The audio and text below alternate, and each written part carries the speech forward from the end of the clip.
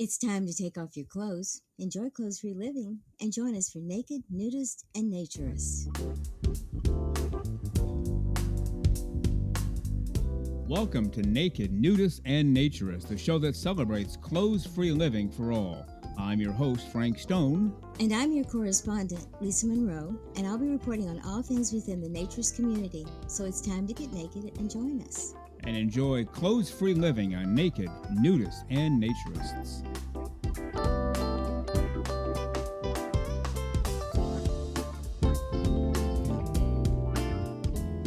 Well, greetings and welcome to Naked, Nudists, and Naturists, episode 101. Today we have to dive in right away. A whole bunch coming up on today's show, starting with part one of my interview with Dave and Diane from the Serenity Mountain Retreat. Also, Lisa Monroe is coming up, and then part two of my interview with MATT DELL, the president of the board for the Pine Tree Associates Nudist Club in Maryland. Right now, part one of my interview with Dave and Diane, all about their upcoming music festival at the Serenity Mountain Retreat way out there in Oregon. So here we go, part one with Dave and Diane. We are headed west today, out in the Oregon area as well as Colorado, to talk to two people who are from the Serenity Mountain Retreat. And that's Andy Rogers' club. You've heard Andy on the show many times. That's her club. And we have two people to talk to us today about the upcoming music festival. I believe it's the 30th or 31st annual festival. We'll get the number on that for sure. But let's welcome from today, from Colorado, Diane. Good morning, Diane. How are you today? Good morning. Good morning. Thank you for having me. You bet. Now, you live reasonably close to the club in Oregon as well? My husband and I are full-time RVers. So we have a spot at the club, and then the rest of the year, we just are wherever we are. Today, we're in Canyon of the Ancients, just outside of Cortez, Colorado. That sounds good. And actually physically sitting at the club right now is Dave. Good morning, Dave. How are you, sir? Good morning. I am just fine. Thank you. All right. What number is it, Dave? 30 or 31? This is our 30th. 30th festival. You had to take a year off, right, for COVID? We had to take a year off during COVID. The festival started in 1995. Okay. And this is our 30th festival. All right. Well, let's just maybe tell us what's going on this year. I know we talked a little before we started recording. But Dave, I'll start with you. What's going on? What kind of bands, DJ, karaoke, all that stuff coming up at your music festival? We have, the festival starts with a band called Green Tambourine on Thursday evening. On Friday, and they're a rock and a dance band. All our evening bands focus mostly on rock and danceable music.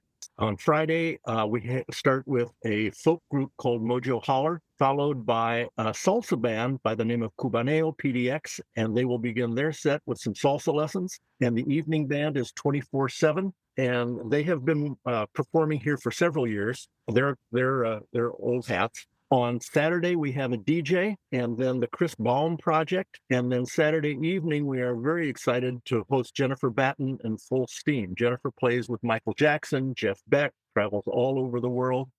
And one of our members is sponsoring her band's performance so we can afford them. And then on Sunday morning, we have karaoke. And then our final band in the afternoon is Norma Sylvester, the Boogie Cat. Norma's been performing at our festival for probably 20 years.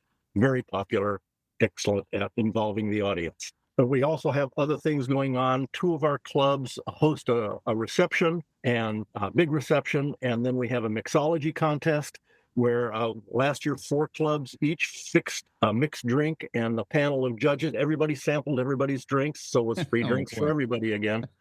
And this panel of judges judged the quality in the presentation and so on and so forth. We have vendors, a suite of vendors, including several massage therapists, which are very popular. And then we have the usual amenities that are available at our club or available during the festival. We have a unique boutique. And based on comments we've gotten from visitors all over the country, we probably have the best nudist boutique of any club in the country. We have a gym, 2 hot tubs, a miniature golf course, wood-fired sauna, horseshoe pit, bocce ball court, a small lake, a game room with ping pong, pool table, and darts, an art walk. And then we also have a snack bar, and we put a little E at the end of bar. We provide meals starting with Thursday dinner, and ending with Sunday lunch. All right. Well, very good. Let me turn to Diane. 2 questions, Diane. First of all, any truth to the rumor that you will be one of the featured performers singing opera? No. None. I don't think opera will be what I'm doing, but, I can tell you that you never know what I'm gonna do on stage. Well, that's the second question. You're actually going to be kind of sort of the MC of the whole event, right? I am. I've had the opportunity to do it for what is it now, 4 years, Dave? I think I've Something been like on. that. Yeah, yeah, and every year it's so much fun. I have such a good time. So, what makes this so much fun for the people who show up? I mean, I'm heavily into music, so are you. I could Mhm. probably answer the question even without being there, but a nudist resort, music festival, what makes it so much fun for everybody? You know, to actually put it in perspective, let's put Serenity Mountain Retreat in perspective. To get to Serenity, you drive up a mountain road, and you're surrounded by trees. Mhm. And then you go down this dirt road for about a mile, and you come to our club, which is on 19 acres, full of huge old trees. So you're out in the middle of nowhere. Not many music fests are out in the middle of nowhere. So you get to Serenity. It's a small music fest. We have about 200 people, so it's very intimate in that you get to know the people around you, and the band gets to know the people that are there. You know, you interact with the band. And that's, I think, what makes it so special is that it is unique. It's not a music fest of 1,000 people banging into each other and just shouting, and you can't hear the band. You're sitting in an amphitheater on green grass, and you're looking at tall trees in the mountains, and the band is interacting directly with you, and it's just so much fun in that aspect. It's so unique. Sounds like it really doesn't get any better than that, does it? It doesn't get any better than that, and then on top of that, you get to lay naked in the sun. Yeah. Hello. Yeah, that's right. That's right. Dave, what are the dates of this again, Dave? August 7th to 10th. If people want to register, how do they go about that? You visit our website, which is www.serenitymountainretreat, all one word, .org. If you have questions, you want information, we have an 800 number, 1-800-375-6803, or you can email us at serenitymtretreat@gmail.com. All right, very good. Diane, if you don't mind, just tell us a bit about your backstory because this music festival is highly instrumental, no pun intended, in your discovering the whole deal about nudism, naturism. What's going on there? Okay. My husband and I have been together for, well, let's see, we're 45 years now. And he always was a nudist. Me, I grew up in Minnesota. Nobody sees me naked ever. End of story. End of story. Yeah. But then we went to it was a fair, and the Anna Northwest had a booth there. And in that booth, there was a brochure from Serenity Mountain Retreat. And on that was a picture of 5 women sitting on the dock of our beautiful lake in Opal. They all were different sizes, different shapes, and all of them were smiling and they were laughing. And you could see that they were totally comfortable with themselves. And I looked at that picture and I thought, I want that. Yeah. So found out that Serenity was having a music fest, and so we registered for it. We went up, and Jerry said, "If you're not comfortable, we'll leave." And I said, "Okay." And we got there, and we were met by the most charming man. And out of a camper comes uh, this round brown woman. She was tan, she was naked, she was happy, and she was not a thin woman, but she was smiling and she was so sweet. And I thought, huh, maybe I can do this. We parked and I looked out the window and I thought, okay, I'm going to do this. So I took my clothes off, walked out the door, and I never put my clothes back on the whole festival. And then when it Wow. was time to leave, I didn't want my new friends to see me with clothes on. Well, they wouldn't recognize you at that point, I right? know. I thought, now I don't want to put my clothes back on. And we've been going to Serenity ever since. They're very terrific, Dave and Diane from Serenity Mountain Retreat, Part 2 next week. But I hear some music. It's time for the great, the fully clothes-free, fully smiling, our Naturism correspondent, Lisa Monroe. And here she is, the one and only, the completely clothes-free, fully recovered from last week's 100th episode, and fully smiling, our Naturism correspondent, Lisa Monroe. Good morning, Lisa. How are you today? Good morning, Frank. I'm doing terrific. I'm not sure I'm fully recovered, but after a marathon, but I am doing terrific. It's been a great week after our 100th show, so it's been fun. as I was saying, fully recovered, I realized that's probably not true. It might take us a while to fully recover from that. But you're right. It was a lot of fun and a lot of great comments on that show. Very much so. We had a blast doing it. And Yeah. and it was just a lot of fun. Yeah. I've told you before, told us on the show, I personally spend about 30 hours on the show every week. That's in addition to what you spend. And Jennifer spends some time, keeping everything straight. But between the two of us, we're logging a bunch of hours. Yes. That was true for episodes 1 through 99. Yes. I did not keep track of the time we put into episode 100, probably because I didn't want to burn out our calculators and have them go on the fritz and have to buy new ones, but it was a lot. We enjoyed every second of it. We started acquiring the clips a couple of months ago, and that takes a while to put together, to not so much edit, because we kind of sort of played most of them as they came in, but to process them and change the settings a little bit so it was fairly consistent across the board. And then our segments and all the music guys, and it was just fun and frolicking for all. But we logged a whole bunch of hours. We don't know the answer, which is probably best, right? I think I don't want to know. Just counted in hours of sleep lost because of, going, okay, wait, we should do, okay, this should happen. Oh, I got to do this. And yes. And then, oh, wait, we've got to record. I got to get there. It was crazy. It was absolutely crazy, but fun. The entire process was fun. Oh, yeah. Yeah, we really enjoyed that process. We enjoyed the entire show. And I almost said this, I don't know when it was. It might have been last week. I'm not even sure. But there's never been a moment where we wake up in the morning and say, oh, shoot, we have to record an episode, or, dang it, I have to get the blasted YouTube promo ready. We've never said that. It's always, oh, great, I get to fly out of bed and record an episode. It's always that way every single week, isn't it? It sure is. I mean, it's fun. It's great fun coming in here. It's great fun doing the show, and it's wonderful to get the feedback. So, we love it. And it is definitely, it's fun without any effort or any problem of feeling that I don't want to do this again. Don't make me go have to talk to Frank. No, don't. You're saying you don't have that feeling? No, I do not have that feeling. feeling. Good. Okay, just want to make that I really always clear. enjoy it. Yeah, we enjoy every second of it. And part of it is the joy of doing it. It's part of it's the joy of naturism. And a big part is our listeners, as you mentioned, probably more than I do, but it's very true. We know we're making a difference. We know we're helping people, and right to the heart and soul of who we are. That's what it's about. We're not out there, collecting dollar bills to buy our 10th yacht or anything like that. We're creating this because there's a need for it. People enjoy it, and they kind of sort of wait for us every Saturday morning, 6 o'clock a.m. The numbers are fairly huge, beginning at 6 a.m. Eastern time, which tells me, obviously, people are firing it up right away. We might not know where they're from. Is it the USA? Is it Europe? There it's 11 a.m. It could be 12 noon, depending on where you live. Could be Australia, New Zealand. It's very late on Saturday night for them, but people wait for the show, and when it comes up 6 a.m. on Spotify, they fire it up, which is why we have the need, anyway, to continue on doing all that we do, right? Absolutely. And I even see it on the website. If you look at the website stats for 6 a.m. on Saturday morning, you will see a huge spike of people who hit the website. So some people actually access it to get to the link, and it's just terrific. And we do this for the listeners.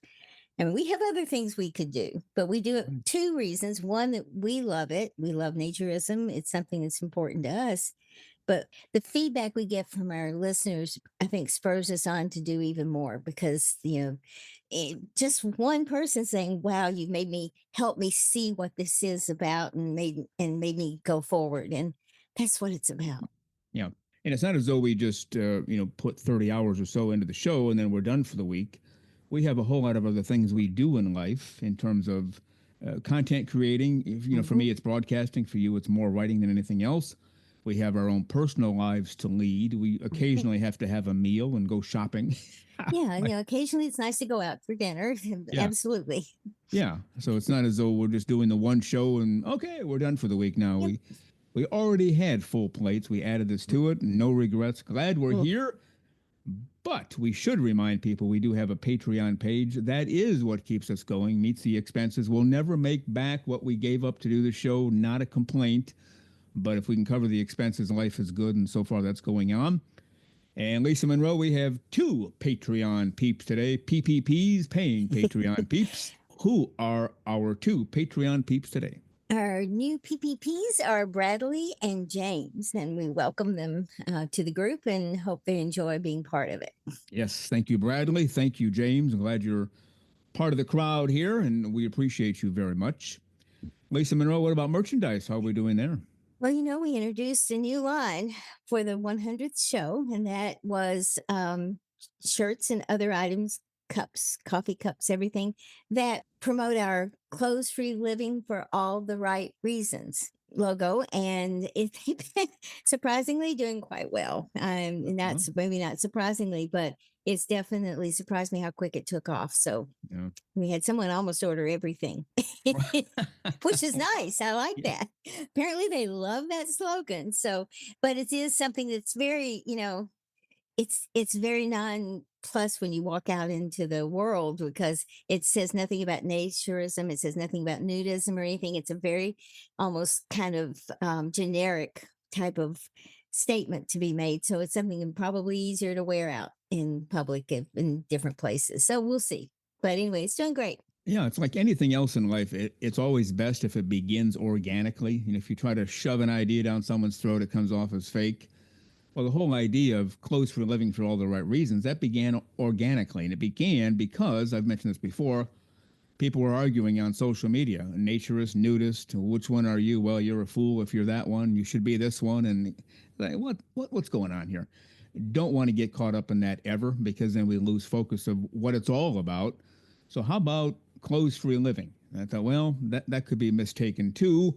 Clothes-free living for all the right reasons. Now we've focused on exactly what we're supposed to do, and nobody can argue with that, whether you call yourself a naturist or a nudist. Now it doesn't matter. You're living clothes-free for all the right reasons. It started organically, and now we have a line of merchandise for that. How about that?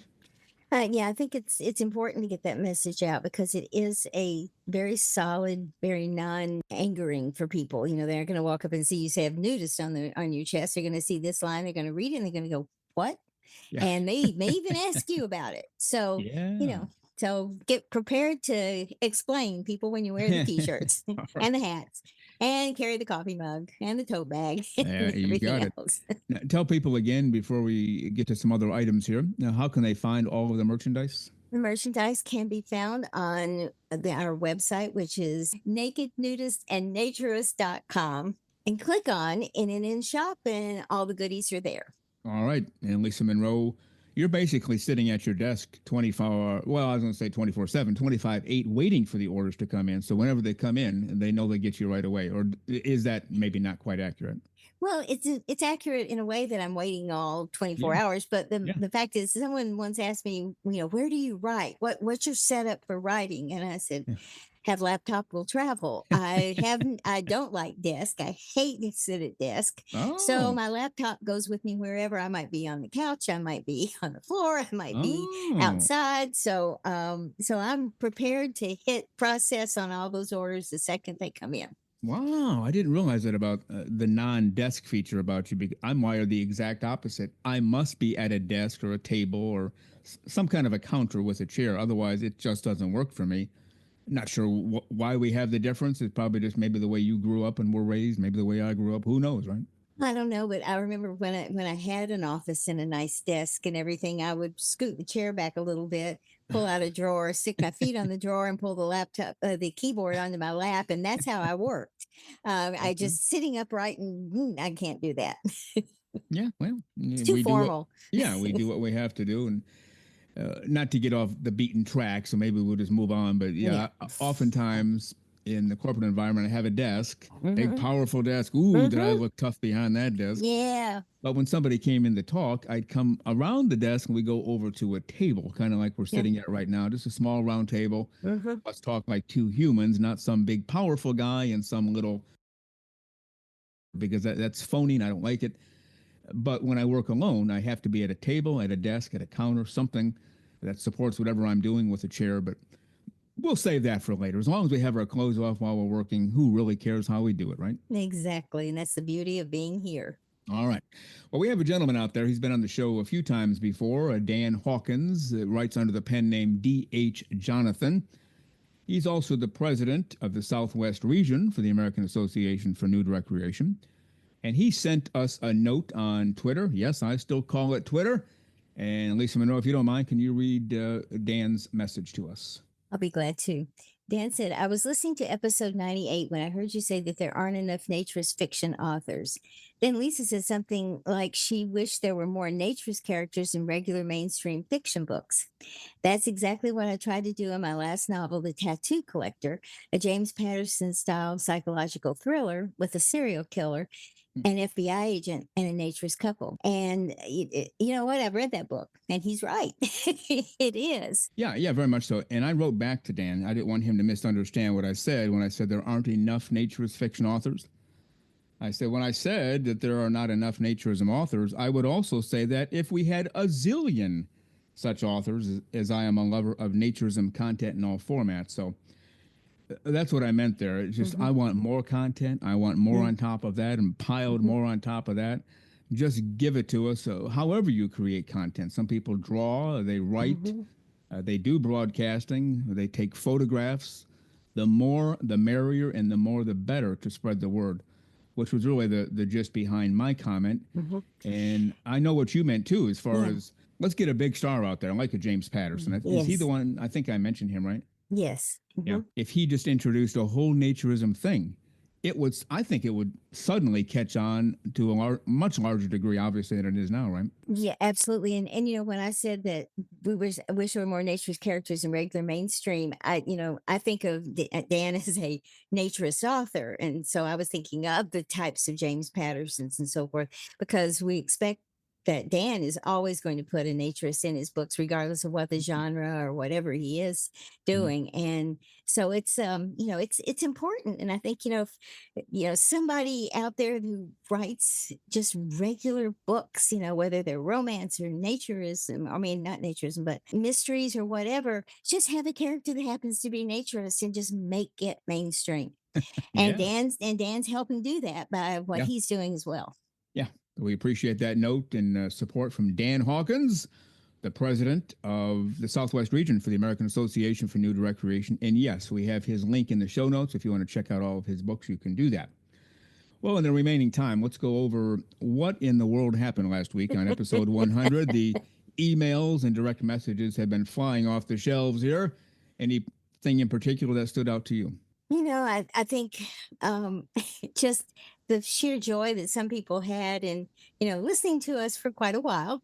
And it was, just so much fun. It was great to hear their comments. It was wonderful to hear the people who took time to send us voice clips. And, some of the things they said were just mind-boggling for me. I'm just very pleased and appreciative of what they said. So it was a lot of fun. And just their reaction to everything we did has been not only good, but hilarious. So, yeah. A few people wrote in because almost 4-hour show, almost 4 hours long. And some people listened to it beginning to end nonstop, whatever they were doing. They just listened to the whole thing. Other people said they broke it up into segments, an hour a day for 4 different days and whatever they did. Like every person who wrote in had a different way of listening to the show. Because we wanted to make it stick out. Does 100 have any differences between 1 through 99? Oh, yes, like a zillion, an octillion, trillion, bazillion. And that's on purpose. We wanted it to stick out because it's such a big deal. I don't know what the heck we're going to do for episode 200 or episode 300, not to mention episode 1,000. We're probably, I don't know, can we have a 365-day nonstop podcast on episode 1,000? Is that even possible? Oh, if we're still around on 1,000, let's do that.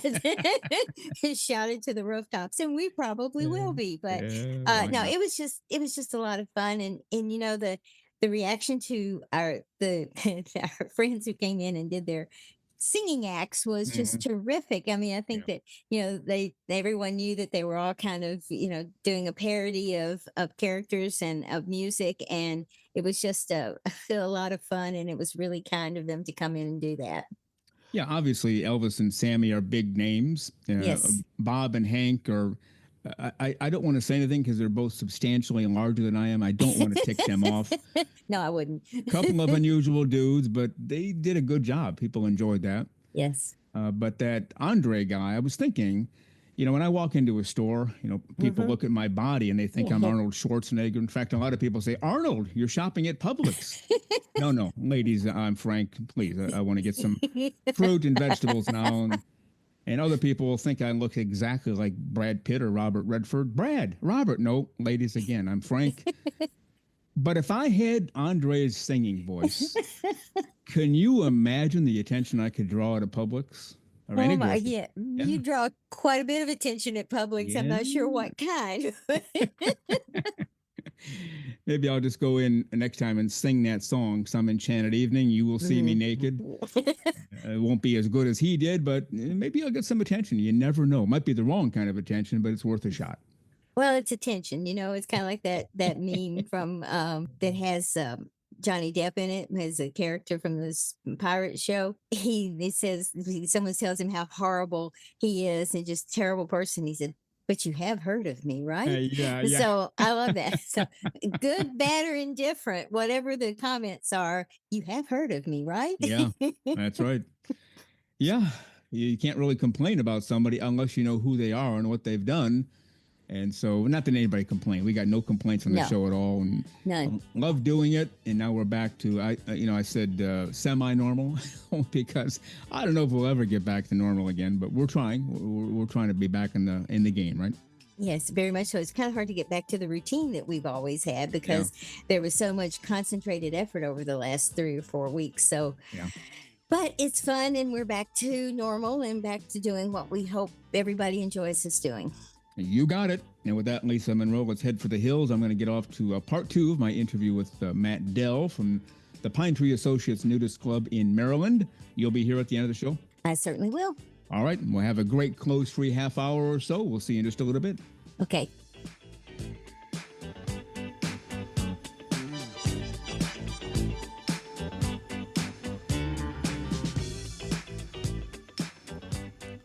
The very terrific Lisa Monroe does it all around here. We appreciate her very much.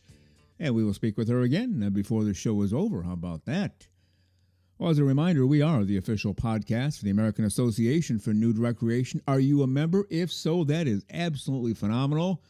But if not, you can become one today very easily. Just go to AANR.com, follow the navigation for membership, and within moments, you will become a member, just like Lisa Monroe is and just like I am. And we will all be members together with the American Association for Nude Recreation. Well, you are listening to Naked Nudist and Naturist, episode 101 today. We really thank you for being with us. And now let's get to part 2 of my interview with MATT DELL, the president of the board for the Pine Tree Associates Nudist Club in Maryland. Wow. Just think how different your life would be taking your relationship and subsequent marriage out of the equation for a moment. If you had not met her, if she had not been your girlfriend, you might have not discovered this yet, right? I never would have discovered this. I can't imagine why I would have even looked for it.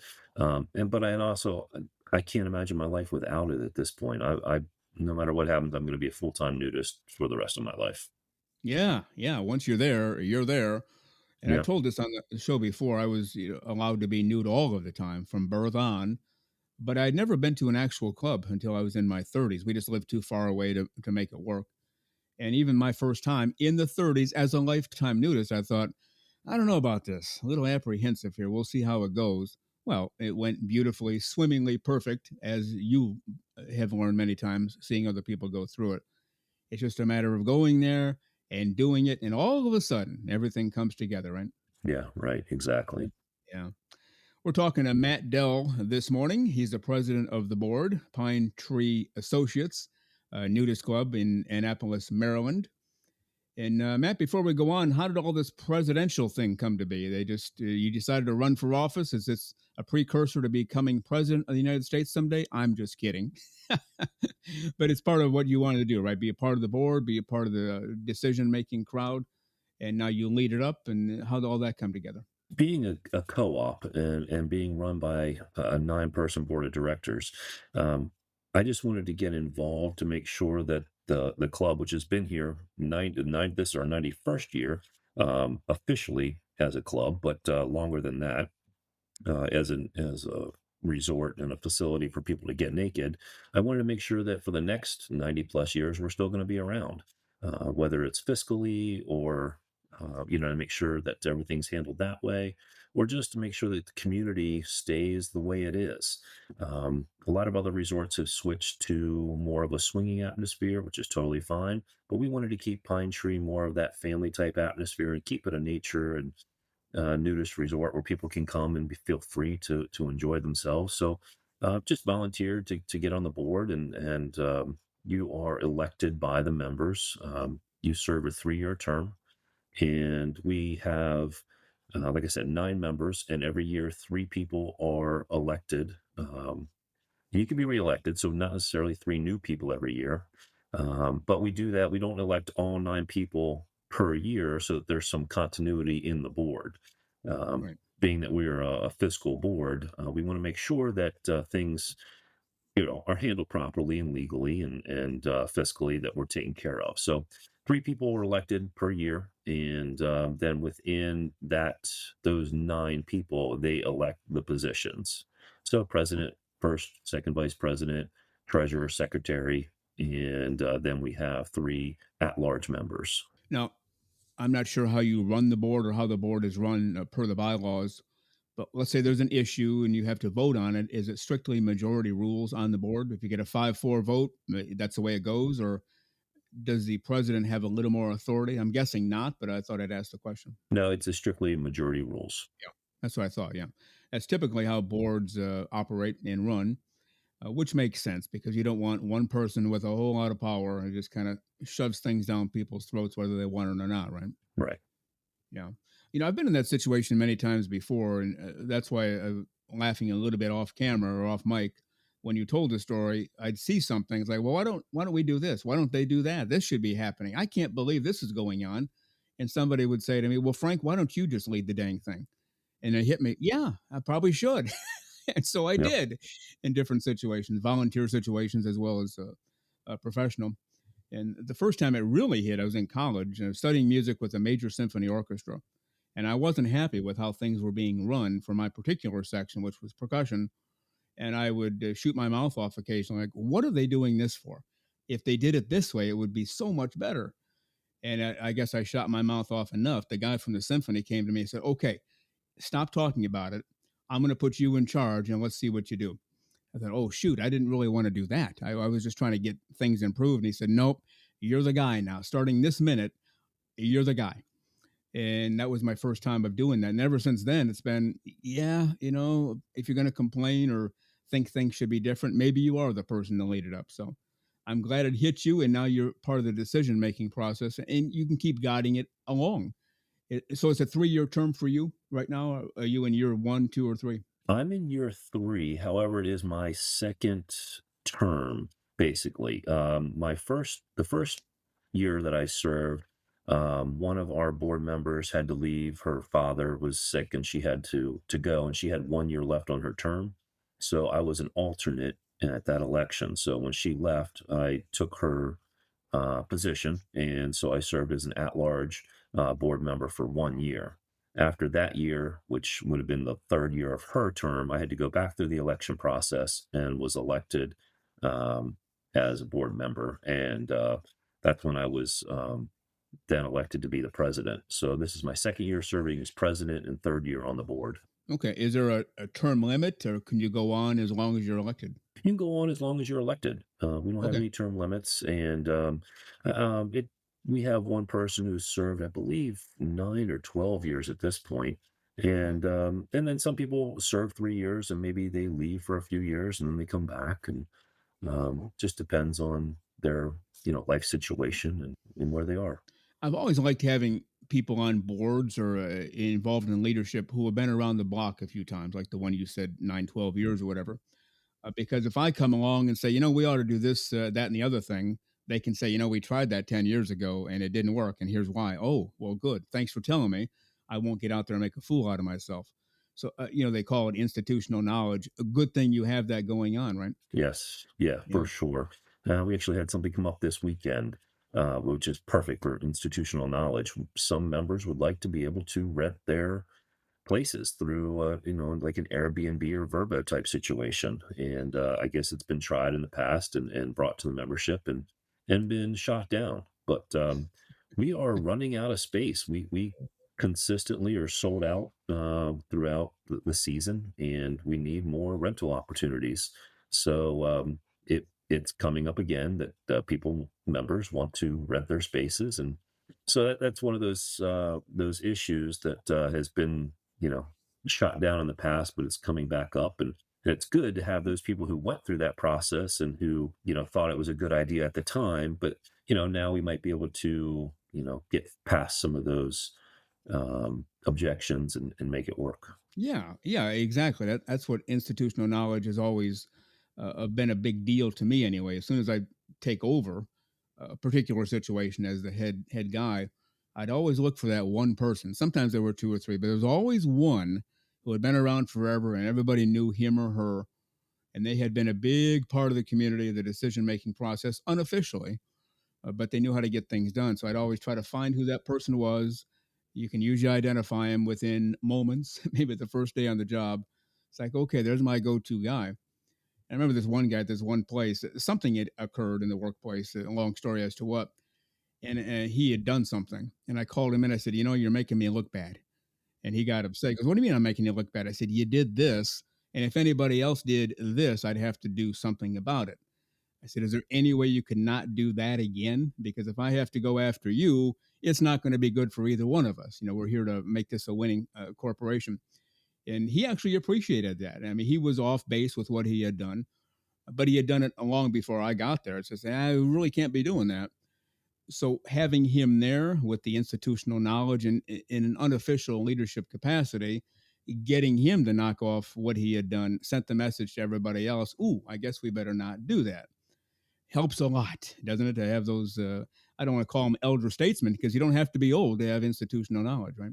Right, exactly. And we actually have a good friend here who's been at the club for, I'm going to say, over 50 years. He actually started when he was a child, and he has great knowledge and always helps me make decisions and tell me where the club has been in the past and what direction it should or shouldn't head in, just as a resource guide. Yeah, yeah, very much so.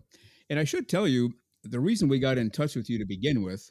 Lisa Monroe handles our website activity. She does all that. Whatever you see on the website was put there by Lisa, and she manages the whole thing. And a few months ago, she started saying, this we get a lot of clicks out of Pine Tree Associates, which we had not heard of before. We're not on the northern, East Coast, north of DC. We don't live there, so we wouldn't know about you. And she said, yeah, like every week, people from Pine Tree are clicking in. So I thought, well, let's give them a look and let's see what's going on there. And that's how you came to our attention. So we appreciate whatever you guys are doing there and listening to our show, passing it around. We appreciate you very much. I wanted to make sure I told you that. Great, thank you. We do our best to promote all nature nudists and Yeah. facilities and podcasts and resources throughout the club. Yeah, and we do the same. We promote everybody who wants to be promoted. And we've run into a couple of people who didn't want to be promoted. Well, okay, I can only help you if you want to be helped. But we want to thank you for that. Again, we're talking to Matt Dell, the president of the board, Pine Tree Associates Nudist Club in Annapolis, Maryland. And Matt, looking on your website for Pine Tree Associates, a lot of amenities there. We talked about the pool, obviously the sports going on. But when it comes to accommodations, you mentioned there are, I think, 5 neighborhoods. 4 of them are what, cabin related, and one's a campground. But you also have they can rent a spot on the campground. They can also rent a cabin. Is that true? Yeah, exactly. There's 4 neighborhoods that I refer to them as the residential side, and on that side you lease a lot, and on that lot you can bring a trailer or an RV. You can set up a tent, or we actually have one yurt. It's very interesting. Or you can build a traditional stick frame property. We have an HOA process that you go through, and you have to follow the guidelines as far as the size and color and scope of what you build, but you can have pretty much anything you want. Then in the campground, we have seasonal lots that are rented from basically Memorial Day to Labor Day. And then we have, I believe there's about 60 of those lots. And then we have just unlimited tent camping we have many, many RV hookups, some with sewer, some without. So we have a lot of seasonal business, people that come through for a weekend or a week or maybe stay for a month. We also have quite a few other amenities that, besides the sports facilities, we have a full service cafe. We try to promote all of their fresh foods for them because they make all of their pizza dough in house. They use the fresh vegetables from our community garden. We have an herb garden that they maintain where actually members can just go pick herbs. If they're cooking dinner, they can just go grab herbs, and it's a great little resource for the club. We also have what we call the Glade, which is an outdoor sort of amphitheater area with a large fire pit where we host bonfires on Fridays. We have live music and DJs every Friday throughout the season. And we just have a good time, besides the sports. It's just a social environment. I saw some of your rentals. Some allow pets, but some do not. Did I read that correctly? Yes, we have a couple that are pet friendly. Okay, good. Because we talked a little off air. You have dogs. I have dogs. I don't necessarily take them everywhere I go on vacation, but it's nice to know that it's available if I want to do that. And I'm guessing you get a lot of feedback on that as well, right? Yeah, sometimes I think that the dogs are more important here than the humans are. Well, I told you, my dogs think they actually own the house and run the house, and sometimes I wonder that they might be correct. That's just how dogs are sometimes, right? It is, and we have a very large dog community here, and we just built a brand new dog park last year, and Oh, neat. I mean I think it's a quarter acre. It's huge. Oh. And then being a naturist community, everybody kind of rides around in golf carts, and so all the dogs know who has the treats and where to stop, and our office staff keeps treats in the office, so the dog community here is very, very spoiled. Now, I'm guessing if I walked into the office, I would probably not get a treat, but if my dogs walked in, they'd get one right away. Oh, you'd get a treat as well. There's always snacks and Oh. treats on the front counter. So I'd get equal treatment to my dogs. That's always good to know. I can use that against them someday. Yeah, definitely. So if somebody's interested in checking out your place, Pine Tree Associates Nudist Club in Annapolis, Maryland. I have to say that slowly so I get all the correct syllables in order. What do they do? Obviously, early on you said they have to call, they have to set up an appointment, they go through the tour, and then you had told me, I think off air, they have to at some point get signatures from people recommending them, people from the club, and maybe just take us through that process if you don't mind. The first thing you would do is go to our website, which is pinetreeclub.org, and you can sign up through the website for an appointment or call and make an appointment at the office. And on your first visit, we ask you to take your clothes off and do a tour. It's always an interesting conversation with first timers. If they've been to a club before, they're very well aware that they have to be naked. Um, but on the first time, it's always awkward when you have someone come in and they fill out paperwork, and we do a background check to make sure that they're above board, Yeah. and just to ask them, hey, now is the time of the tour where we ask you to take your clothes off. We do have a little changing area, or they can go out to their vehicle, but that's always a fun interaction. And then we give them a tour. We take them around the facility. We show them where bathrooms are. We take them to the restaurant. We show them the pool areas, and we tell them the rules. Since we are a family resort, there's no outward public displays of sexuality. We explain to them that they could see children. And we also explain the cameras that are cameras obviously are not allowed.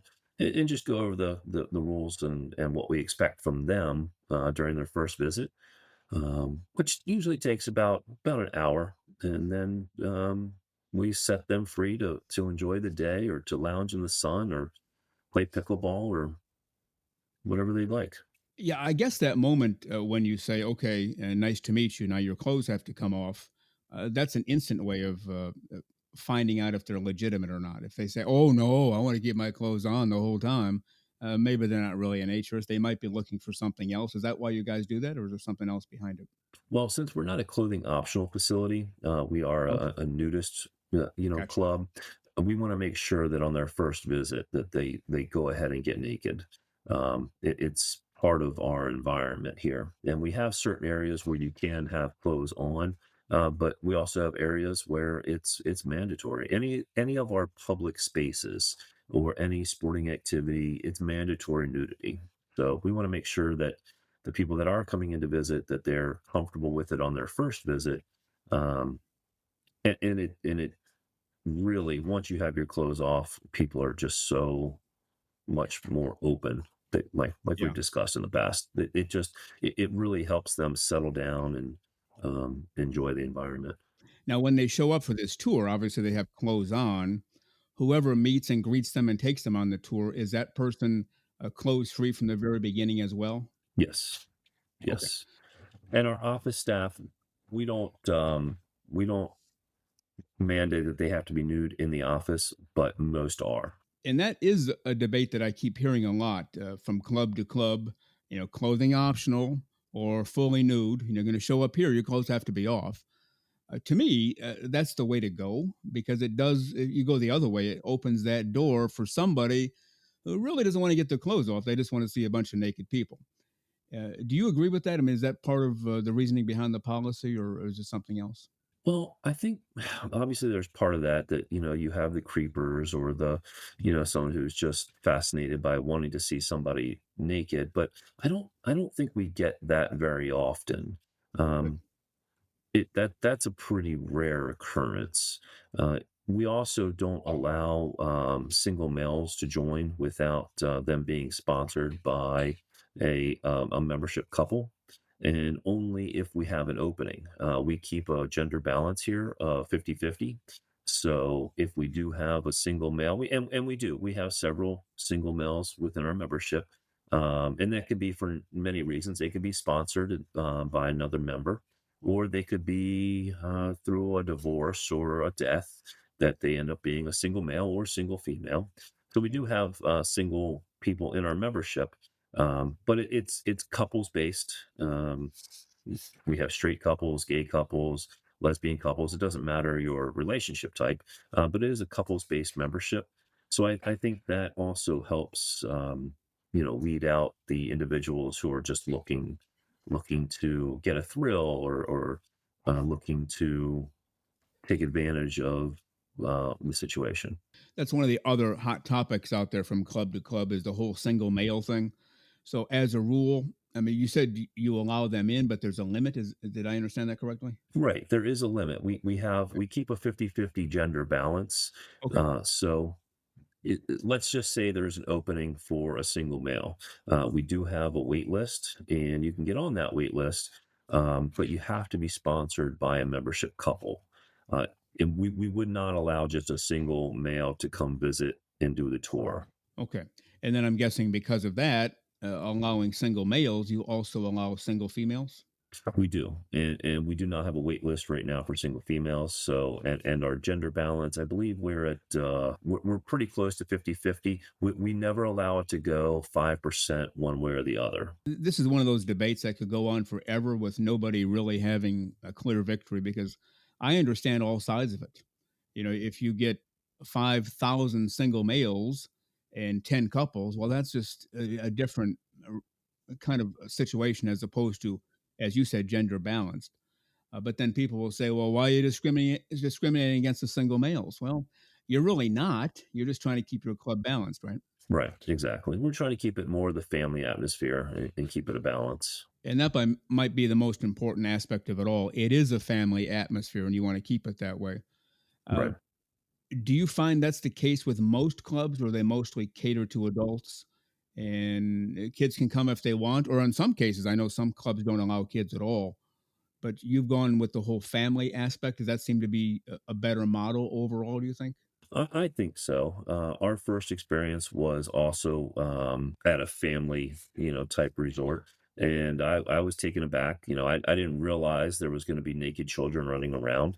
Didn't even give it a thought when we went. But we get to the pool and there's kids, and at first I was a little, whoa, this is now this is a whole new territory, because I didn't Yeah. really know anything about naturism and nudism in the beginning at all. Anyway, but going home and learning more about it, I learned that this is completely normal and natural, and throughout the world, it's very acceptable outside of the United States.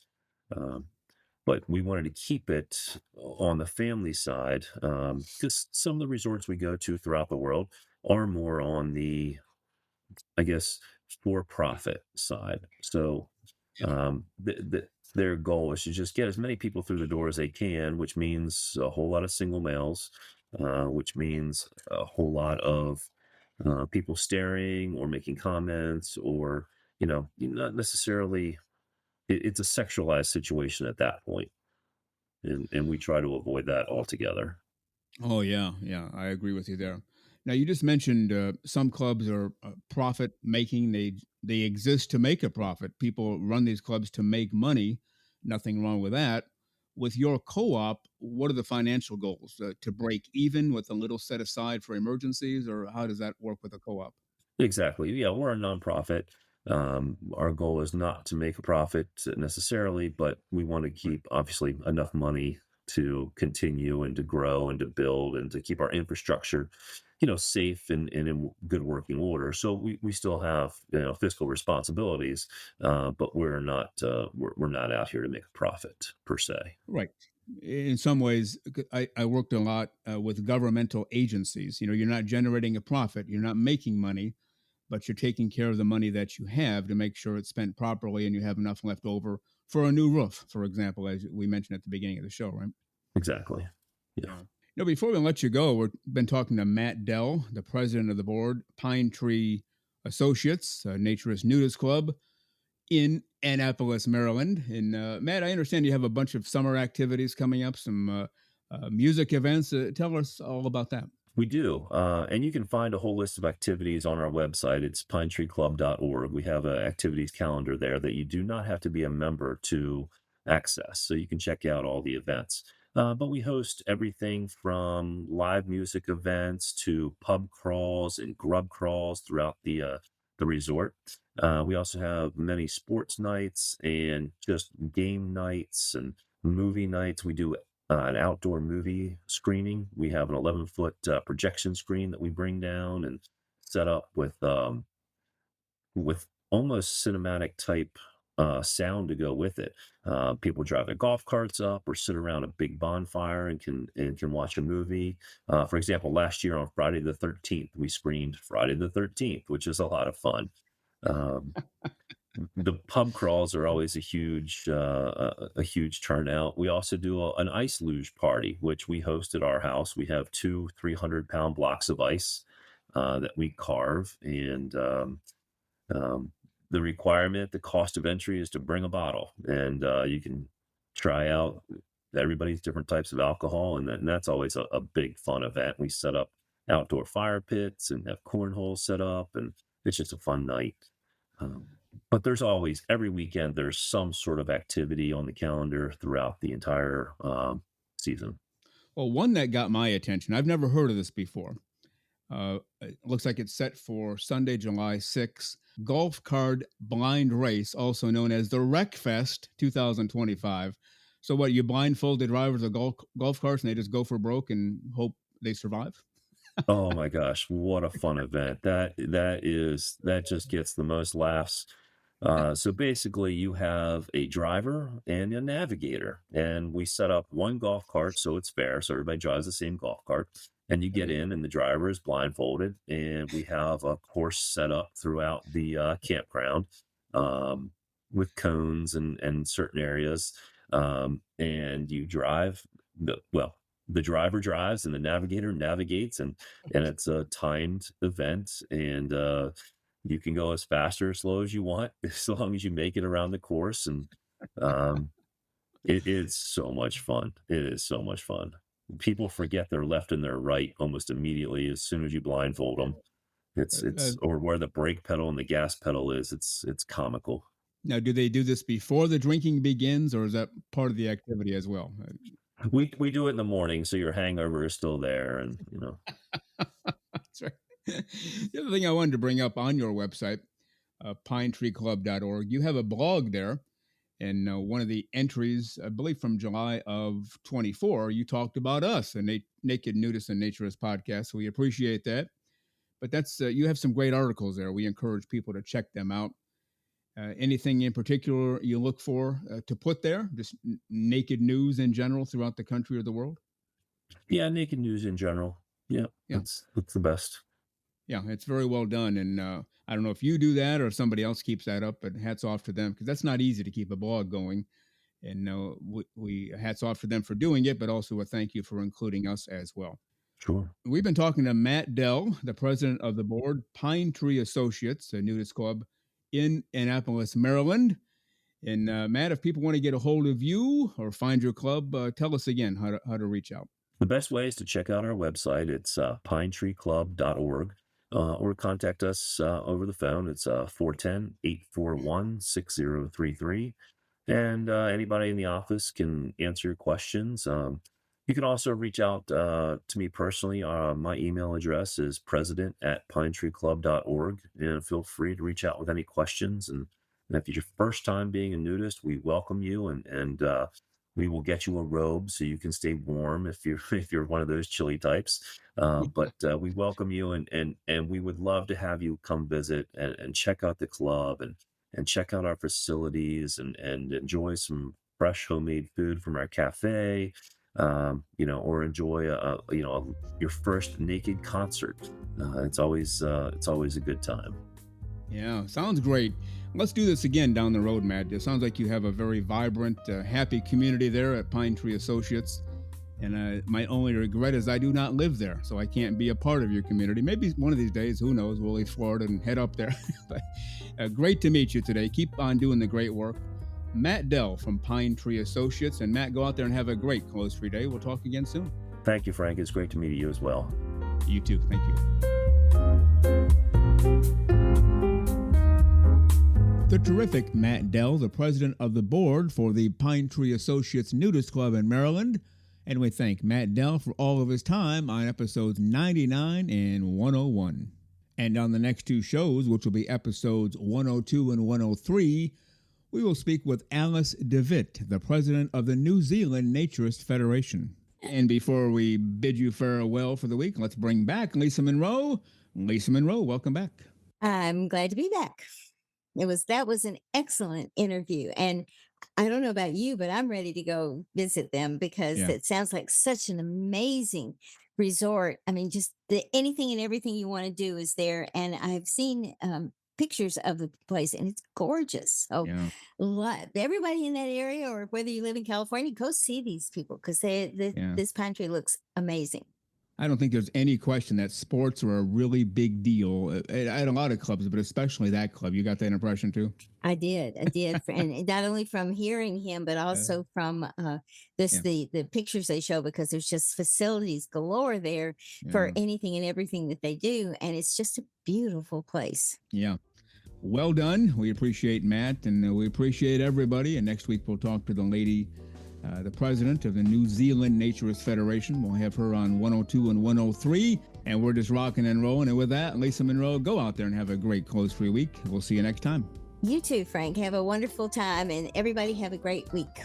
All right, sounds good. Well, you've been listening to Naked Nudists and Naturists, episode 101 today. We give you a brand new show every Saturday morning at 6 o'clock a.m. Eastern Time. Continue to join us. Check us out on our website, nakednudistandnaturist.com, Spotify, Google, Amazon/Audible, Apple Podcasts, and also on Twitter. You can write us anywhere, anytime, any place. And we thank you for being with us today.